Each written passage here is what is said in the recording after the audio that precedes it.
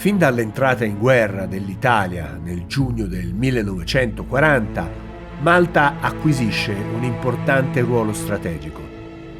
L'isola, posta al centro del Mediterraneo, si trova in mezzo sia alla rotta usata dagli italiani per approvvigionare le loro truppe in Libia, sia alla via più breve tra il Regno Unito e le sue forze in Egitto, attraverso lo stretto di Gibilterra e il canale di Sicilia. Allo scoppio della guerra, l'isola risulta in gran parte indifesa.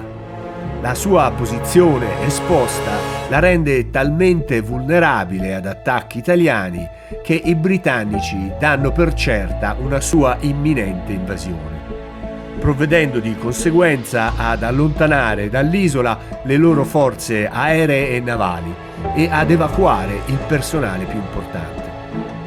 Tuttavia, nei giorni e nei mesi seguenti diviene sempre più palese che nessun tentativo di invasione è in corso, anche perché l'alto comando italiano non ha neanche approntato un piano per questa evenienza. Cosa che avverrà in seguito, ma solo nell'ottobre del 1941 con la pianificazione della cosiddetta Operazione C3. I britannici quindi approfittano di questo ritardo per rinforzare le difese dell'isola e trasformarla in una base per le loro unità aeree, navali e subacquee da impegnare negli attacchi contro il traffico italiano diretto in Libia.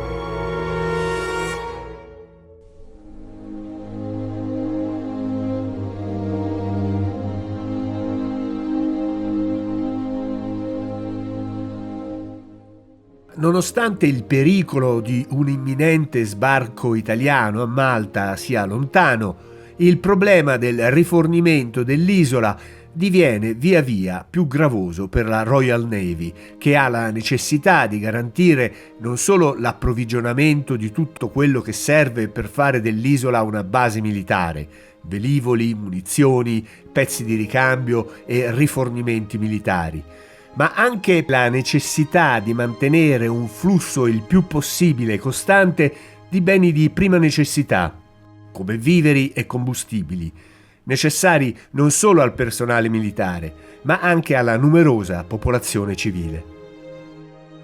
Come se non bastasse, le capacità belliche della Mediterranean Fleet subiscono un duro colpo il 19 dicembre 1941, quando incursori della 10ª flottiglia massa italiana penetrano nel porto di Alessandria e attaccano le due navi da battaglia HMS Queen Elizabeth e HMS Valiant. Le due unità sono affondate, ma si posano sul basso fondale del porto, consentendone successivamente il recupero. Per molti mesi, però, la flotta britannica si ritrova priva di corazzate operative nel settore del Mediterraneo.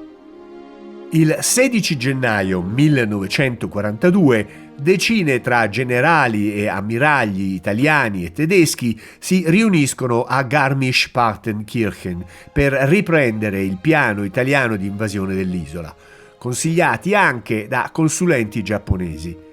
Viene deciso di far sbarcare le truppe solamente dopo un bombardamento di intensità crescente, mirato a minare fino in fondo la resistenza della guarnigione britannica. In questo momento l'ago della bilancia del confronto navale nel Mediterraneo si sta spostando in favore delle forze dell'asse. Rinforzata dai velivoli del 10° Fliegerkorps della Luftwaffe, giunti negli aeroporti della Sicilia all'inizio del 1941. La Regia Aeronautica inizia a sottoporre Malta ad una serie di estesi bombardamenti aerei, infliggendo danni enormi e compromettendo la tenuta della guarnigione, mentre contemporaneamente vengono preparati i mezzi da sbarco e si addestrano i paracadutisti per la presa dell'isola. I continui raid aerei che nel solo mese di marzo 1942 scaricano 10 volte la quantità di bombe sganciate dai tedeschi durante il bombardamento di Coventry, obbligando i britannici a ritirare le loro forze navali dislocate nell'isola. A metà del maggio del 1942, dopo che un preoccupante rapporto del nuovo governatore di Malta, Lord Gort, comunica che l'isola dispone di viveri per soli 3 mesi, il comandante della Mediterranean Fleet, il viceammiraglio Henry Harwood, decide di organizzare una massiccia missione di rifornimento. Per fare in modo che almeno una parte del carico possa giungere a destinazione, questa volta i convogli saranno 2. Uno, denominato Harpoon, parte da Gibilterra e giungerà a Malta da ovest, mentre l'altro, il Vigorous, salpa da Alessandria e arriverà da est. Questo perché, trovandosi di fronte a 2 convogli contemporaneamente, le forze dell'asse dovranno o dividersi, consentendo quindi ad ogni convoglio di affrontare un'opposizione accettabile e di contenere le perdite, oppure si concentreranno solo su uno di essi, consentendo all'altro di arrivare alla meta indisturbato. Queste le forze contrapposte. La Regia Marina mette in campo le sue unità suddivise in 2 gruppi per far fronte alle forze britanniche anch'esse divise in 2. La forza al comando dell'ammiraglio Iachino contro le unità nemiche provenienti da Alessandria sono le seguenti: corazzate, Vittorio Veneto e Littorio, incrociatori pesanti, Trento e Gorizia, incrociatori leggeri, Garibaldi e Duca d'Aosta, cacciatorpediniere, Folgore, Legionario, Freccia, Saetta, Alpino, Bersagliere, Pigafetta, Mitragliere, Aviere, Camicia Nera, Geniere, Corazziere.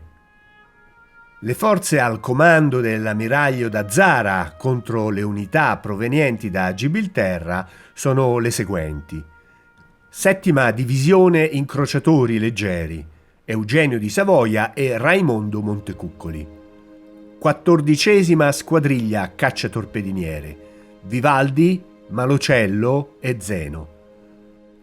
10ª Squadriglia Cacciatorpediniere, Oriani, Ascari, Gioberti e Premuda.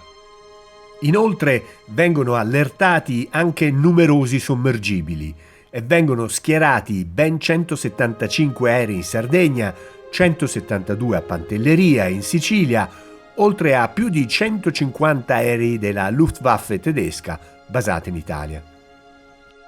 Da parte britannica, invece, queste sono le forze del gruppo Harpoon al comando dell'ammiraglio Curtis.